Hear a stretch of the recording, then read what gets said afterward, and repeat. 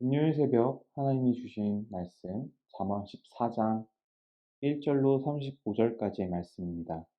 구약성경 925면에 있는 잠언 14장 1절로 35절까지의 말씀입니다. 제가 대신하여 봉독하겠습니다. 지혜로운 여인은 자기 집을 세우되 미련한 여인은 자기 손으로 그것을 허느니라. 정직하게 행하는 자는 여호와를 경외하여도 패역하게 행하는 자는 여호와를 경멸하느니라. 미련한 자는 교만하여 입으로 매를 자청하고 지혜로운 자의 입술은 자기를 보전하느니라. 소가 없으면 구유는 깨끗하려니와 소의 힘으로 얻는 것이 많으니라. 신실한 증인은 거짓말을 아니하여도 거짓 증인은 거짓말을 뱉느니라. 거만한 자는 지혜를 구하여도 얻지 못하거니와 명철한 자는 지식 얻기가 쉬우니라. 너는 미련한 자의 앞을 떠나라. 그 입술에 지식 있음을 보지 못함이니라. 슬기로운 자의 지혜는 자기의 길을 아는 것이라도 미련한 자의 어리석음은 속이는 것이니라. 미련한 자는 죄를 심상히 여겨도 정직한 자 중에는 은혜가 있느니라. 마음의 고통은 자기가 알고 마음의 즐거움은 타인이 참여하지 못하느니라. 악한 자의 집은 망하겠고 정직한 자의 장막은 흥하리라. 어떤 길은 사람이 보기에 바르나 피경은 사망의 길이니라. 웃을 때에도 마음에 슬픔이 있고 즐거움의 끝에도 근심이 있느니라. 마음이 굽은 자는 자기 행위로 보응이 가득하겠고 선한 사람도 자기 행위로 그러하리라. 어리석은 자는 온갖 말을 믿으나 슬기로운 자는 자기의 행동을 삼가느니라. 지혜로운 자는 두려워하여 악을 떠나나 어리석은 자는 방자하여 스스로 믿느니라. 노하기를 속히하는 자는 어리석은 일을 행하고 악한 계교를 꾀하는 자는 미움을 받느니라. 어리석은 자는 어리석음으로 기업을 삼아도 슬기로운 자는 지식으로 면류관을 삼느니라. 악인은 선인 앞에 엎드리고 불의한 자는 의인의 문에 엎드리느니라. 가난한 자는 이웃에게도 미움을 받게 되나 부유한 자는 친구가 많으니라. 이웃을 업신여기는 자는 죄를 범하는 자요 빈곤한 자를 불쌍히 여기는 자는 복이 있는 자니라. 악을 도모하는 자는 잘못 가는 것이 아니냐. 선을 도모하는 자에게는 인자와 진리가 있으리라. 모든 수고에는 이익이 있어도 입술의 말은 궁핍을 이룰 뿐이니라. 지혜로운 자의 재물은 그의 면류관이요 미련한 자의 소유는 다만 미련한 것이니라.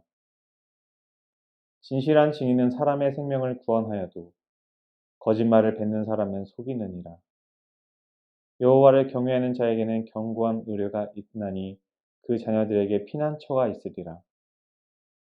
여호와를 경외하는 것은 생명의 셈이니 사망의 그물에서 벗어나게 하느니라.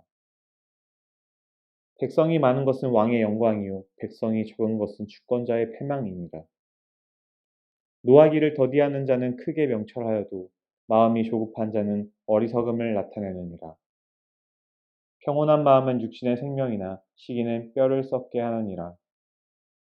가난한 사람을 학대하는 자는 그를 지으신 이를 멸시하는 자요 궁핍한 사람을 불쌍히 여기는 자는 주를 공경하는 자니라. 악인은 그의 환난에 엎드러져도 의인은 그의 죽음에도 소망이 있느니라.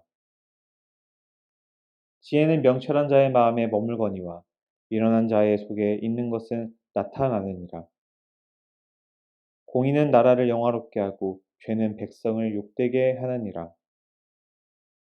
슬기롭게 행하는 신하는 왕에게 은총을 입고 욕을 끼치는 신하는 그의 진노를 당하느니라. 아멘. 오늘 더불어 살기라는 제목의 말씀을 전하도록 하겠습니다. 오늘날 그리스도인으로 살아간다고 자부하는 우리의 눈가를 찌푸리게 하는 뉴스들을 참 많이 보게 됩니다. 세상의 악한 기사들 속에 기독교가 빠지지 않고 등장합니다. 수많은 이단들이 있고 세상이 구별 못하도록 교회라는 이름을 너무나 자연스럽게 가져다 쓰고 또 어디 있는지도 모를 신학교를 나왔다 하며 자신이 목사라 지칭하는 자들로 인해 그리스도인들은 가만히 앉아서도 피해를 보기도 하고 심지어 정말 믿고 있던 목회자나 교회에서도 사건, 사고들이 끊이지 않고 있습니다. 우리는 그들을 욕합니다. 그들의 모습을 보고 교회를 떠나갑니다. 그런데 우리가 한 가지 명확히 생각해야 될 것이 있습니다. 예수님은 당신 한 사람을 바라보고 계십니다. 내가 만난 하나님이 너무나 중요합니다. 다른 사람이 만난 하나님이 그의 신앙이 나의 신앙이 되는 것이 아닙니다. 코로나로 인해 서로가 모이지 못하고 매주 자신의 신앙을 지켜나가야 하는 이런 상황 속에서 우리는 더욱 우리 자신의 신앙을 돌아보며 지키는 자들이 되어야 합니다. 앞선 말씀드릴 가운데도 말씀드렸지만 죄는 경중을 논할 수 없는 이 죄라는 것은 모두 같은 죄입니다. 내가 오늘 지은 조그만 게으름과 거짓말이 TV 뉴스에 등장하는 자들과 다를 바 없는 똑같은 죄라는 것을 잘 기억하시고 오늘 하루도 하나님 안에서 어떻게 건강하게 그리스도인으로서 신앙을 지켜나갈 수 있을지 몸부림치면서 간구해야 합니다. 오늘 본문 가운데 우리는 어떻게 우리가 믿는 하나님에 대하여 우리 기독교의 가치에 대하여 지켜낼 수 있을지 살펴볼 수 있습니다. 성경은 세상이 원하는 바와는 많이 다르게 이야기합니다. 가난한 자가 환영받지 못하는 세상 속에서 가난한 자에게 베푸는 자가 복되다고 합니다. 오늘날에는 손가락으로 꼽을 정도로 몇 개의 국가를 제외하고는 왕이라는 제도가 없습니다. 모두가 동등한 위치라는 표현이기도 하지만 오늘날에는 오히려 이 재물이 왕의 자리에 앉았습니다. 법도 정치도 모두 이 재물 앞에 무릎을 꿇는 시대입니다. 이런 시대 속에서 우리가 살아남기도 버거운데 가난한 자들을 돌본다는 것이 결코 쉬운 일이 아닙니다. 오히려 가진 자들은 더 많이 가지게 되는데도 세금조차 내기 싫어합니다. 예수님께서 이 땅 가운데 오셨음을 기억해야 합니다. 모든 것의 주인이시며 모든 것을 소유하신 분께서 궁핍하고 세상 가운데 대접받지 못하는 이들과 함께 하셨습니다. 그들을 결코 외면하지 않으셨으며 그들을 만지시고 돌보시고 치유하셨습니다. 세상 가운데 차려진 장소, 좋은 환경 속에서만 하나님을 찬양하는 것이 아닌 우리는 어디서나 하나님을 바라볼 수 있어야 하고 어디서나 하나님을 찬양할 수 있어야 합니다. 내가 있는 곳이 어디냐? 하나님이 나에게 허락하신 선교지라는 생각으로 살아가셔야만 합니다. 그렇게 내 주변을 돌아보고 내가 가진 것들을 나누는 사랑을 보이시기 바랍니다. 그것이 우리가 하나님의 자녀로 제자로 배운 하나님의 사랑의 표현입니다. 그리고 그분이 어떤 모습으로 어떤 자리에 내려오셨는지를 항상 기억해야 합니다. 한 국가의 수장이나 정치인 또는 정직에 내놓으라 하는 인사로 오신 예수님이라면 우리는 너무나 자연스레 그분과 악수라도 한번 하고 싶어서 난리일 것입니다. 그런데 만약 예수님이 아무도 관심 가지지 않는 철물점 주인, 동네 슈퍼 아저씨 또는 폐지 줍는 할아버지의 모습으로 오셨다면 여러분은 그 손을 잡아보려고 하시겠습니까? 하나님을 경외한다면 우리는 우리 주변의 이웃들을 공경할 수 있어야 합니다.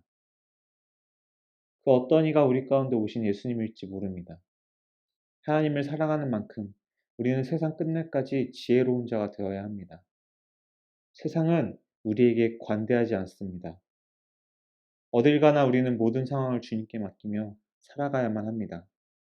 나만을 생각하는 것이 아닌 나와 함께하는 공동체, 교회를 귀하게 여기며 살아갈 때 하나님은 우리를 더욱 귀하게 여기시고 세상이 전부인 양 살아가는 자들보다 높게 하시며 세상 가운데 건지시며 영원한 하나님의 나라 가운데 기쁨을 맛보게 하실 것입니다. 공술의 공수거라는 말이 있습니다. 빈손으로 왔다 가는 인생이라고 세상 사람들은 인생의 허무함을 말하지만 우리는 하나님의 사랑의 손으로 왔다가 이 세상을 떠날 때 하나님의 사랑을 남기고 가는 그런 그리스도인이었으면 합니다. 기도하시겠습니다. 사랑해 주님 감사합니다.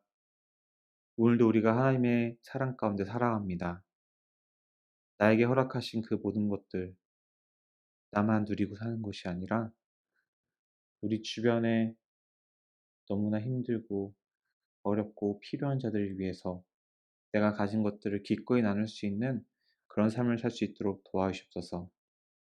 하나님의 사랑을 남기고 가는 자들이 되게 도와주시고 우리가 더욱더 그리스도의 사랑을 이 땅 가운데 전파시키는 그런 손길을 낼 수 있도록 사용하여 주시옵소서.